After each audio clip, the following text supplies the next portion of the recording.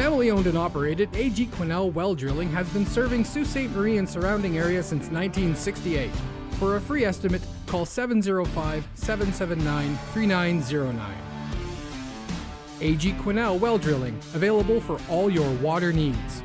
1944, Second Line West, Sault Ste. Marie, Ontario. A.G. Quinnell Well Drilling. Call 705-779-3909 for a free estimate today. First Local, supported by Tenaris Algoma Tubes. Kickstart your career. Tenaris is rapidly growing in Sault Ste. Marie and looking for individuals interested in rewarding production and technician roles. If you are ready for a progressive career opportunity with benefits in advanced manufacturing, then please send your resume to resumes@tenaris.com. First Local, supported by The Refinery, the leader in women's fitness and transformations. 624 Wellington Street West in Sault Ste. Marie, Ontario. Call 705-255-8895 for more information.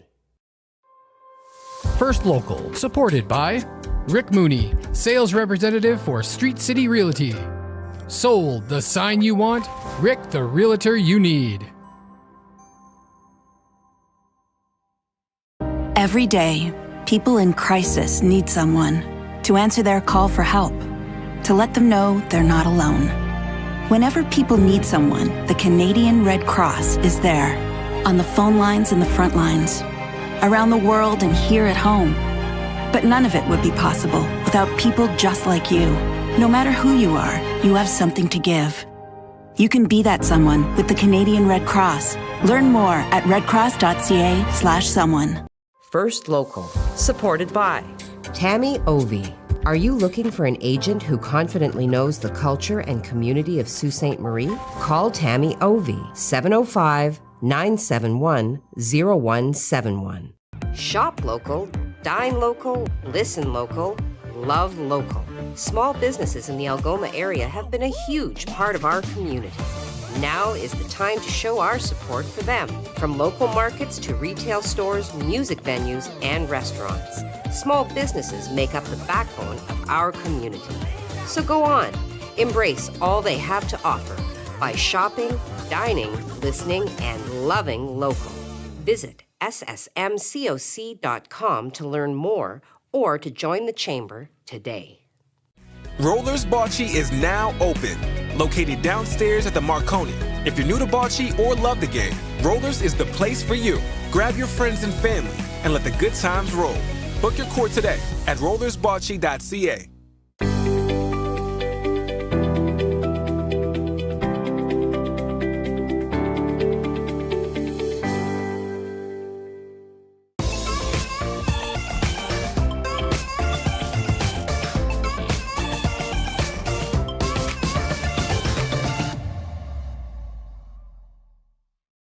How's it going, everyone? It's Jacob Moore here at the On TV studios, letting you know there's been a slight change to 705 Sports. 705 Sports will now be airing Fridays at noon versus Fridays at 4 p.m. We will still be covering all your local, national, and international sports. The difference is now, while you're enjoying your lunch, you can check out myself, Dan Gray, and multiple different guests as we go over all your sports coverage. So make sure to tune in to 705 Sports Fridays at noon on our Facebook page and video on demand. First Local, supported by Maker North, 3D printing, laser cutting, 3D design, education, prototyping, and more. Maker North, whatever it takes.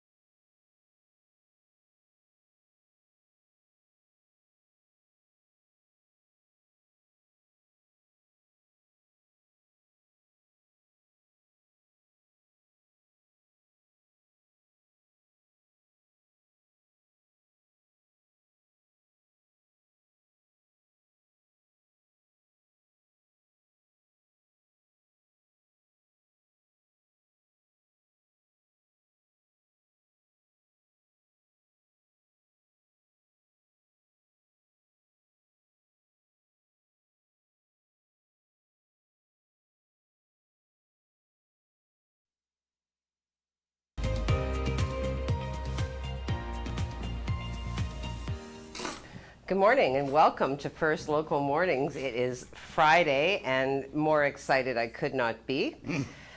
Yeah. I'm really excited because we get to change our clocks this weekend. Oh, Back an hour, we get an extra hour sleep.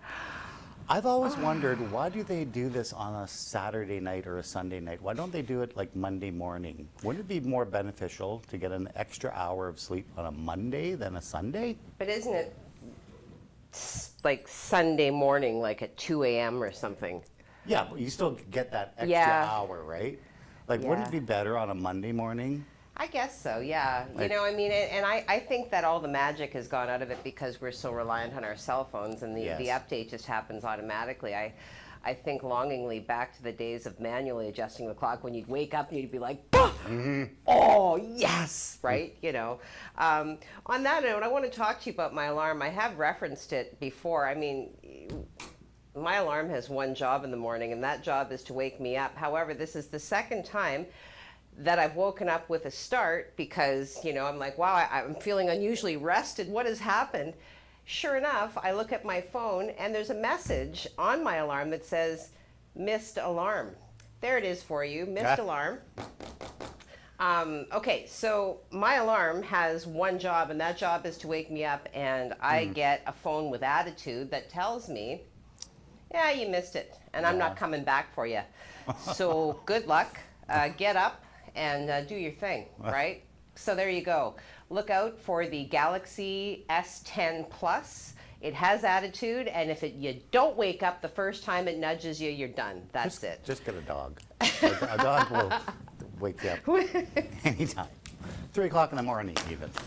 Anyway, you have news to do, and I'm going do. to walk over here and do the weather. I do. All Okay. right. Well then. Okay. All right.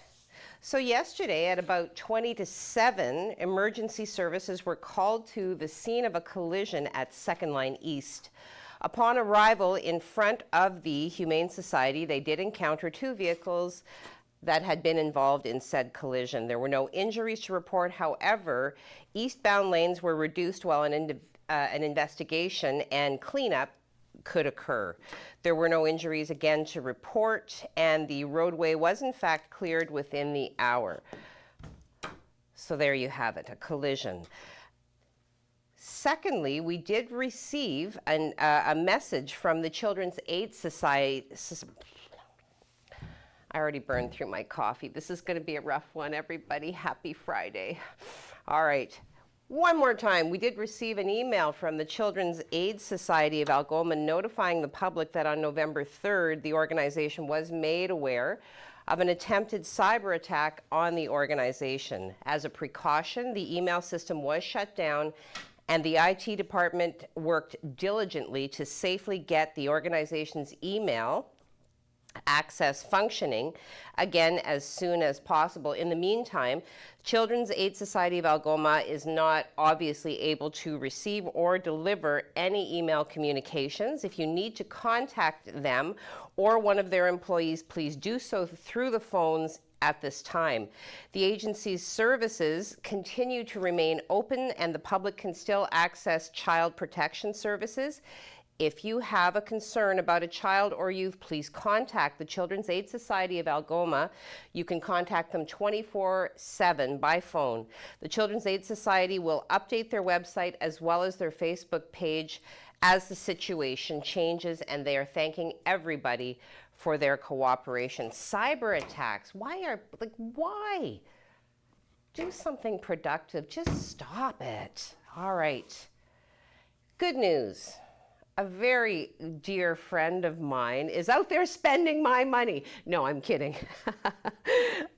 Arch Hospice is pleased to announce that Francine Ubriaco-Gassi has won $24,058 from the October 50/50 grand prize draw. Arch is very close to Francine's heart, as she has had family at hospice in the past.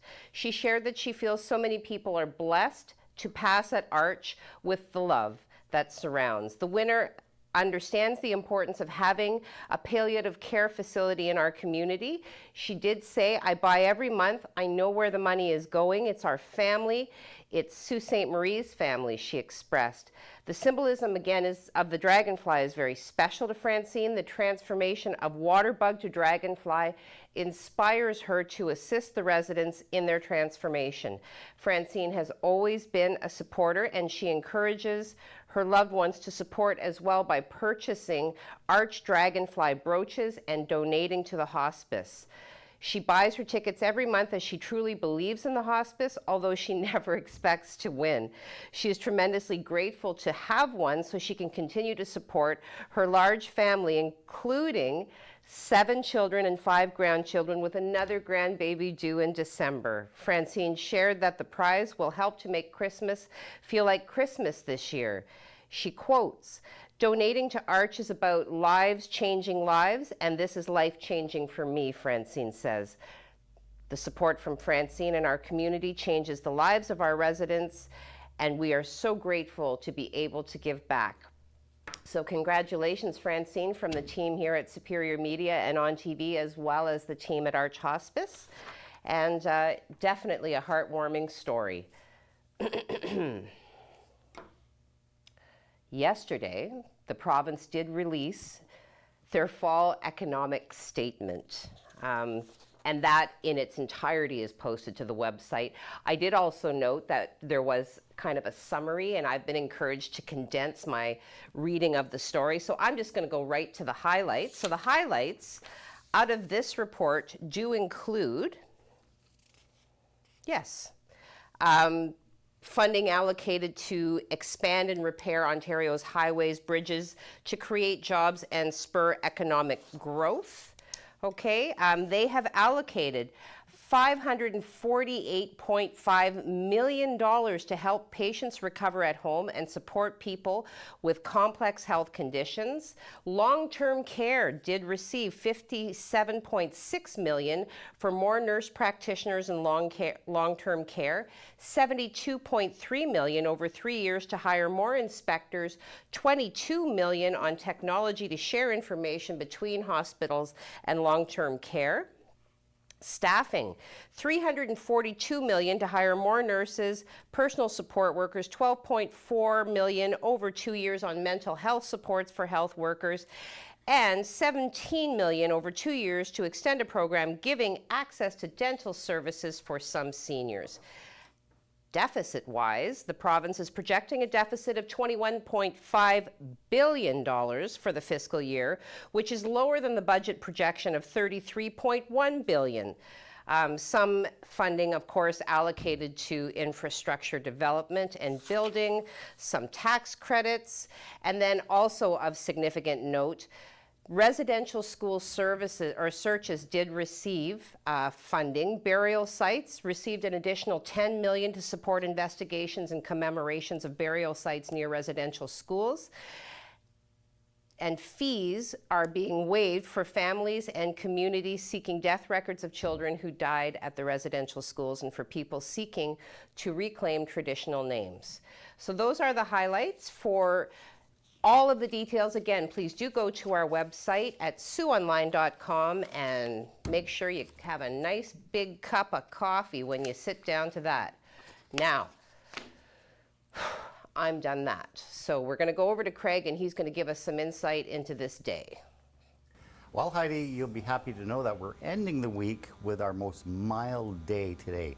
10 degrees is our high for today, so let's take that because it is November and we normally don't hit double digits on the plus side in November. But a beautiful shot here of the City Hall and St. Mary's River, courtesy of Wireless Com, our friends over there. Carmen, you do a great job. Let's take a look now at our 12-hour forecast for today. It's not looking all that bad, actually, with a mix of sun and cloud for your morning. It is going to get a little windy, but those winds are going to be coming from the south. That's what's going to help drive up our temperatures for today at 10 degrees. A pretty comfortable evening with cloudy conditions at 6 degrees, only dropping down to +5 for tonight. So that's where that warm air is coming from the south is going to stick around for the weekend. And I will give you your complete 3-day forecast coming up in just a little bit. Right now, we're going to send it right back to Heidi. Heidi? Well, double digits, how very nice as we head into the double digit portion of the month. All right, I want to once again, given that we know the cold weather is coming despite the momentary respite that we're given today, I do want to remind everybody once again that the Coats for Kid campaign is ready to distribute some warmth. This is a CTV initiative, and the distribution day is scheduled for tomorrow between 9 a.m. and 1 p.m. The site location is the Delta Hotels by Marriott, which is located at 208 St. Mary's Drive. The community donated nearly 800 coats this campaign, so probably the most coats that they've collected to date in any one campaign. So special thanks goes out to the many places that offered up their office space to be a collection site for these generous donations, as well as specific thank you to Cintas Canada Limited that graciously collected and sanitized all of the items that were donated. Certainly an important contribution in this time. So yes, if you are in a situation where your children may not have all of what is required to stay warm this winter, do go to the Delta Marriott tomorrow between 9 a.m. and 1 p.m. You will need to show proof of vaccination, and all relevant COVID protocols will be enforced and in place. Proof of vaccination and your identification. All right, we're going to take a break now. We are going to throw to commercial so that you can hear some words from our generous community, our sponsors to our programming, the United Way, encouraging everybody to, love local, shop local, live local. The Chamber of Commerce, of course, with all of the wonderful programs and initiatives that they deliver. Go fill your cup and come on back. First Local, supported by the Canadian Bush Plain Heritage Centre, where adventure takes off.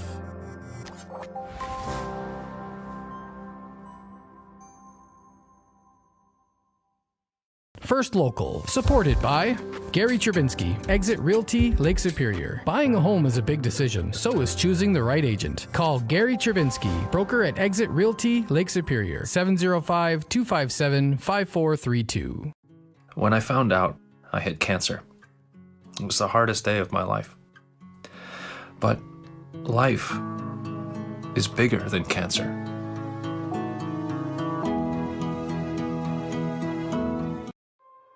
First Local, supported by United Way. Help make your community a better place. Show your local love and donate today. Shop local, dine local, listen local, love local. Small businesses in the Algoma area have been a huge part of our community. Now is the time to show our support for them. From local markets to retail stores, music venues, and restaurants. Small businesses make up the backbone of our community. So go on, embrace all they have to offer by shopping, dining, listening, and loving local. Visit ssmcoc.com to learn more or to join the Chamber today.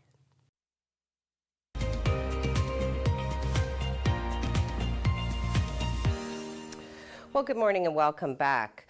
On the heels of talking to you about the provincial financial report, I did find some interest. There was a statement released from the Ontario Realtors Association.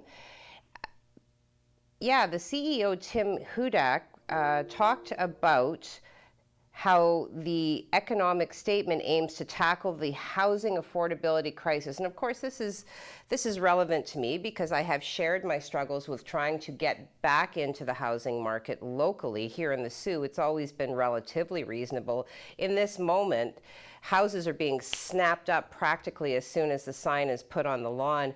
A great thanks goes out to the generous realtor who works with me and dutifully shows me houses that typically are receiving offers, even as I'm inspecting the premises, and the offers don't include anything I can provide. So what is being said is that today's release, so that would be yesterday's release, of the Ford government's fall economic statements builds on the ideas that ORIA brought forward as part part of their Bring Affordability Home campaign, Oria encouraged the government to build an accessible and affordable housing market through streamlining approval process, incentivizing development, and prioritizing other home ownership policies that will shape the future of housing in our province.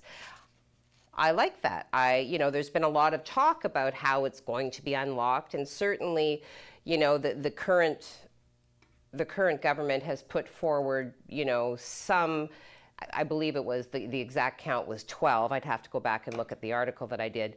12 initiatives that are set to unlock the housing market. However, in my interpretation of what I read, does seem to identify very specific demographics of which I am not a part. So I'm hopeful that with some more specific recommendations from other stakeholders, such as Oria, that perhaps we will see some change in the market, some programs designed to help the working middle class kind of crack that shell, unlock that housing market, and get out of the cycle of paying rent.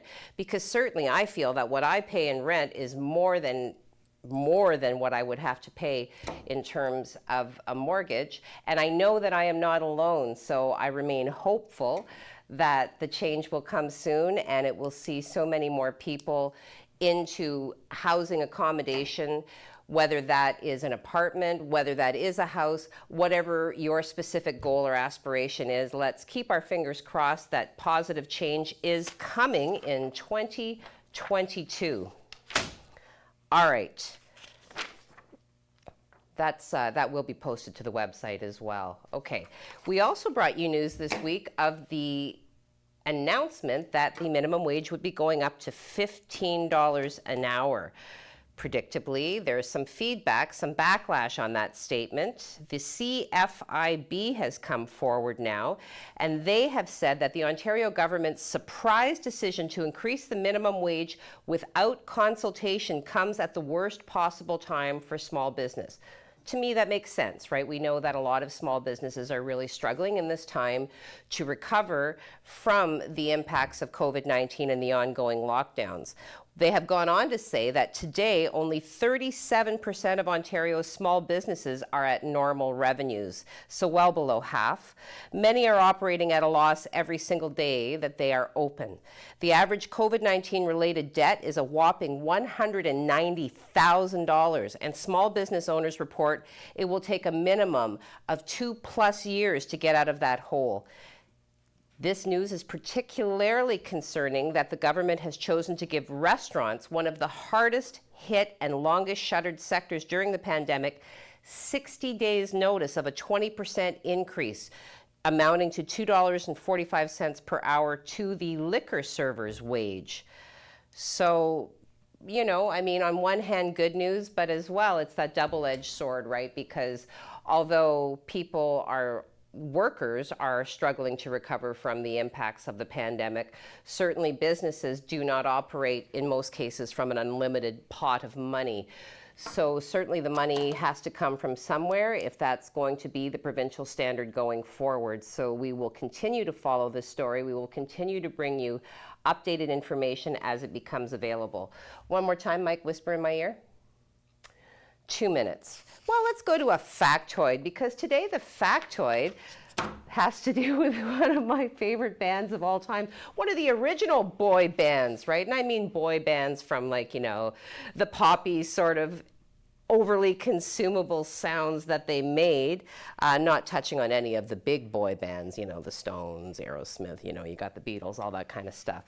And I see you watching Joe Tarbox, and yes, I did just kind of la-la over the Beatles. But anyways, I love them. Okay. This day in 1966, November 5th, 1966, the Monkees were at the top of the Billboard singles chart with Last Train to Clarksville. Aw, there they are. I love the Monkees. Look at Davy Jones. Just look at him. Okay. This was the group's first #1 hit. Now, a gentleman by the name of Bobby Hart, who co-wrote the song, got the idea for the lyrics when he turned on the radio and he heard the end of the Beatles song, Paperback Writer. He thought Paul McCartney was singing Take the Last Train and decided to use the line when he found out McCartney was actually singing Paperback Writer. What? Take the last train, paperback, right? No, okay, well, anyway, that's the factoid such as I have received it. All right, we're going to go to a commercial now. When we come back, a little bit more information for you. And of course, social media. So if you haven't already sent your comments, get them in there and I'll talk to you live. Shop local, dine local, listen local, love local. Small businesses in the Algoma area have been a huge part of our community. Now is the time to show our support for them. From local markets to retail stores, music venues, and restaurants. Small businesses make up the backbone of our community. So go on, embrace all they have to offer by shopping, dining, listening, and loving local. Visit ssmcoc.com to learn more or to join the chamber today. First Local, supported by James Seaton, Mortgage Specialist. Your new home doesn't come with mortgage advice. I do. Call James Seaton, Mortgage Specialist, RBC 705-975-1519. Just once in a while, at parties and stuff. If that's what your kid says, they'll probably also tell you that it's not a big deal. But that's no reason not to talk about it. You could tell them that you think that's a good thing and that you're really happy they don't use it that often. Then ask them why. Maybe deep down they know it's bad. They just need your help realizing it. From there, it should be pretty easy to drop off the hint that their brain is still growing and that they shouldn't smoke pot. At least not until they're older. Visit drugfreekidscanada.org for more tools to help start the conversation.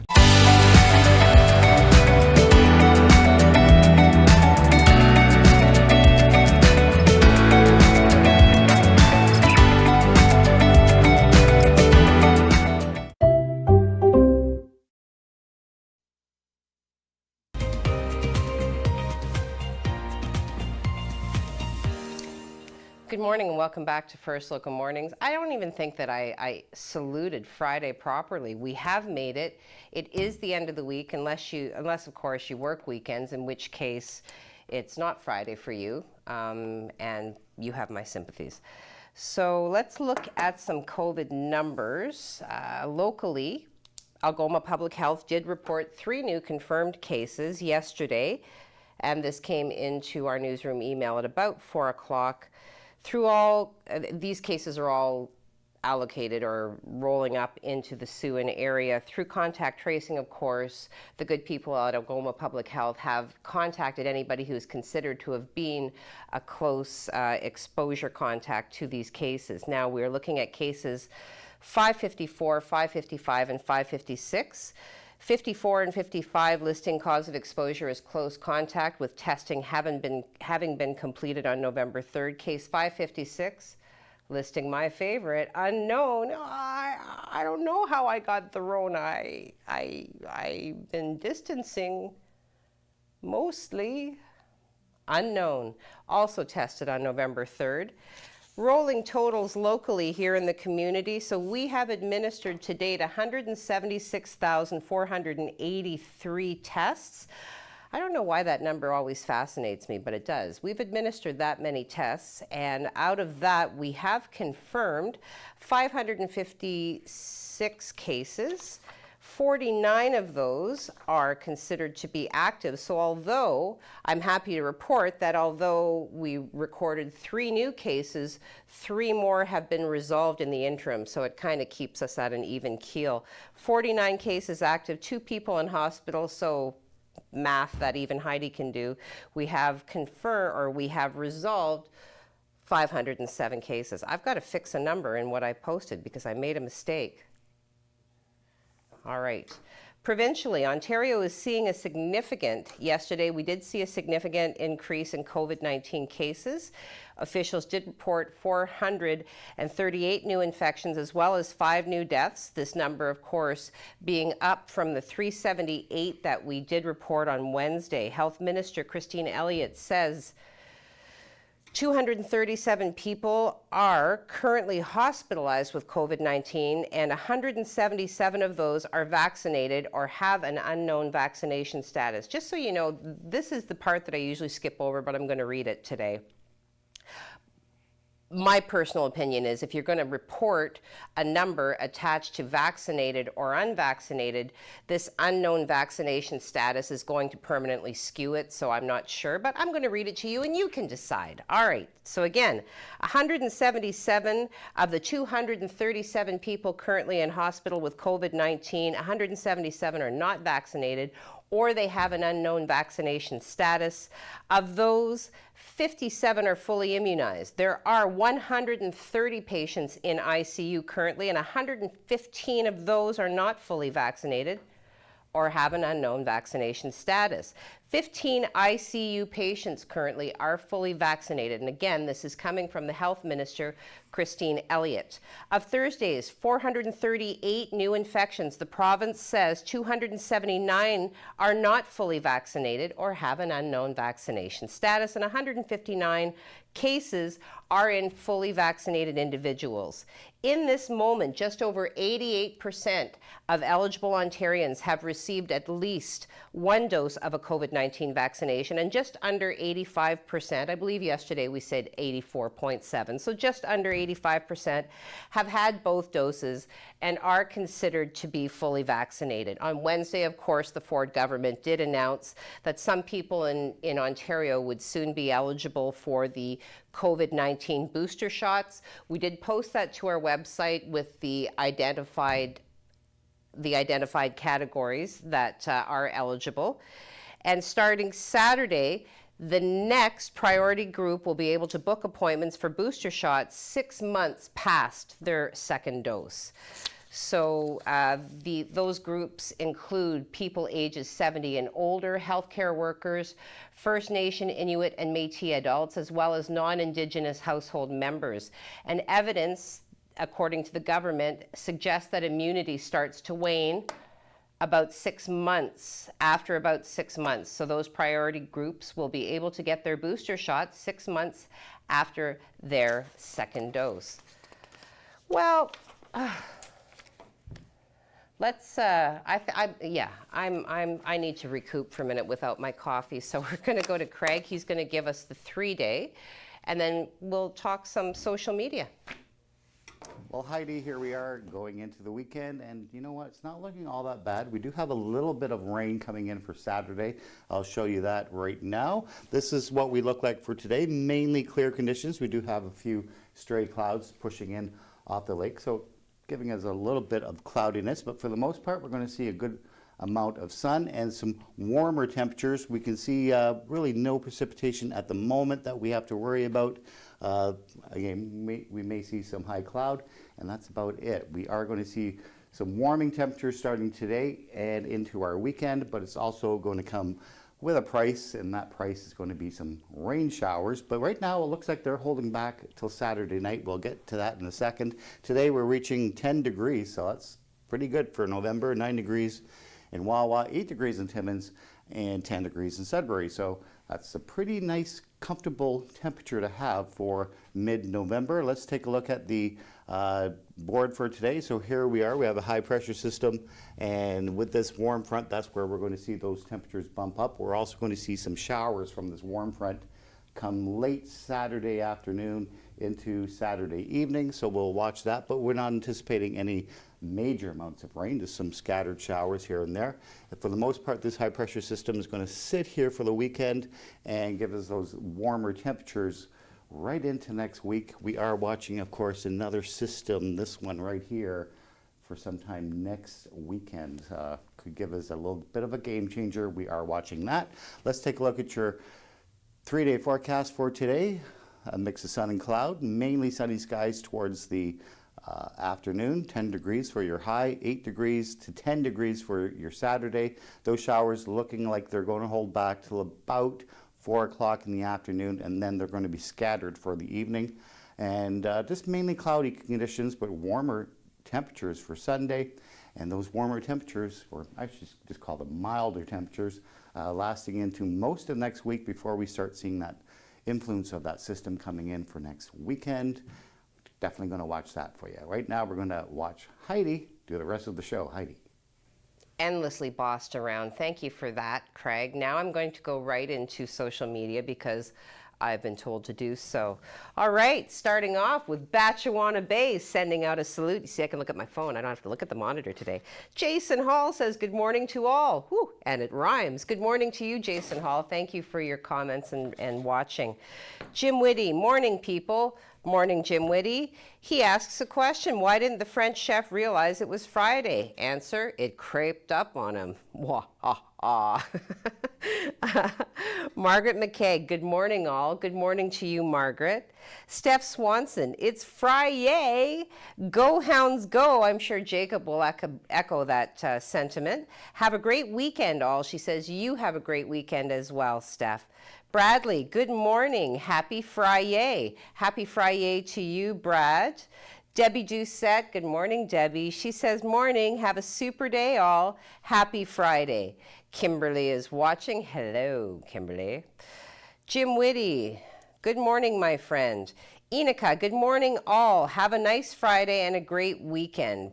Bradley, question, what's the best way to cook an alligator? In a crock pot. Ah, nice. Jim Whitty, what day of the week needs a drink all the time? Thursday. Yes, yes. Vino Humalamaki, TGIF. Absolutely, TGIF. I maybe put some extra F's in there, but yes. All right.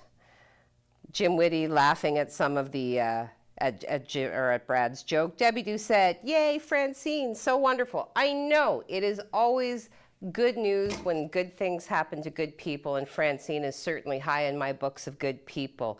And there it is, Joe Tarbox is, or at least was, watching. She didn't comment though, did you? All right, Evelyn McColeman with one. I like how they come up like right over my face. I feel like that sometimes. If I could wear one of those all the time, you have to know that I would.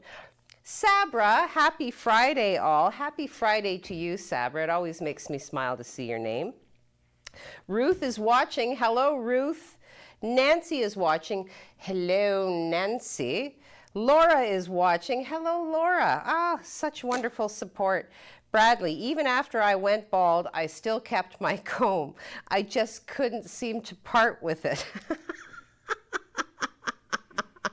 Jim Whitty, so if bald is beautiful, a dozen eggs must be erotic? Perhaps. No, I've got more. Enika, I hope that I will see a good morning from our family in the Sioux. Well, you got a good morning from this family in the Sioux. Steve Childs, GMAHAGW, good morning all. Have a great weekend to you too as well, Steve Horns. You didn't rock the horns, so I'm going to do it for you. Okay, Joseph Bertrand, tremendous. Ouch. Yes. Asbestos hands. I was a server. Okay, 7-day forecast before we can properly bid you into 7 the weekend. days and 7 seconds. Let's go ahead there, Mike, and show that graphic. If we got it. There we go. So not looking bad for the weekend. We're seeing double-digit temperatures. Lasting into next week, we're seeing some above normal temperatures. We don't see any snow until maybe next Friday, Saturday. We're still watching to see if that storm comes ahead. So it looks like a pretty half-decent week and weekend shaping up. We do have a little bit of showers on Saturday night. Heidi. I'm out. I mean, Out. we're over. We're I done. got to let you go. So we're done. You're done. Have a great day. Have a great weekend. We will see you Monday morning. Have a great weekend.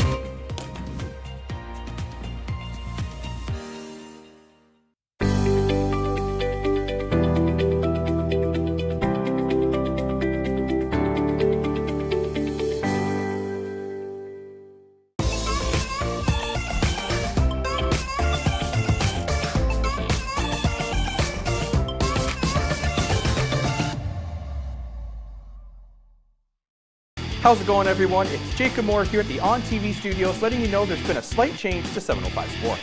705 Sports will now be airing Fridays at noon versus Fridays at 4 p.m. We will still be covering all your local, national, and international sports. The difference is now, while you're enjoying your lunch, you can check out myself, Dan Gray, and multiple different guests as we go over all your sports coverage. So make sure to tune in to 705 Sports Fridays at noon on our Facebook page and video on demand.